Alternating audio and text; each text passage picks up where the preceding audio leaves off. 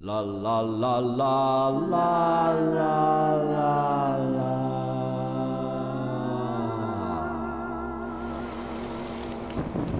A drizzly, foggy, cold day on the Mississippi River.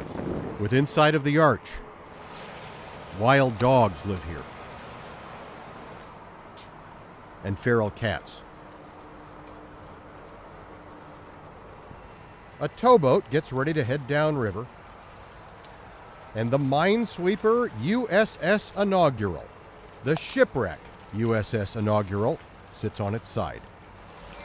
It was never one of the great ships of the U.S. Navy. It was what sailors called a tin can. 184 feet long, 33 feet abeam, a crew of about 100 of the greatest generation packed tight into that old can. Commissioned in 1945, near the end of what they called the Good War, the Inaugural's crew called her Augie. She saw duty in the Pacific for a year after the war ended. She was decommissioned in September of '46 and mothballed, an 18-month life.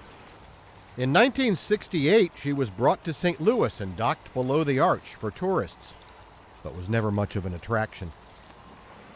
There she sat till the floods of '93, when high water carried her downriver.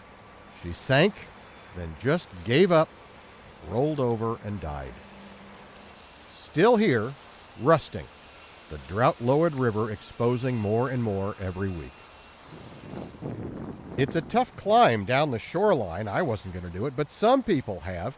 The Inaugural has been graffitied, her deck gun stolen. While I was taking pictures, two guys from the sewer district stopped by to check an outflow to the river.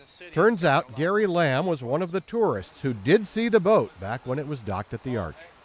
It's a shame that that boat looks like that. It should never have been. But nobody wants to put the money up to fix it up. It's too late now. A website dedicated to the Inaugural and the men who served on her calls this an insult to all the brave shipmates who sailed aboard her. It says the ship deserves a respectful end. The scrap heap would be better than this, it says. But for now, the tin can USS Inaugural lies here, next to a string of green plastic bottles and real tin cans, all flotsam the current has washed downriver. For HEC-TV, I'm Aaron Mermelstein.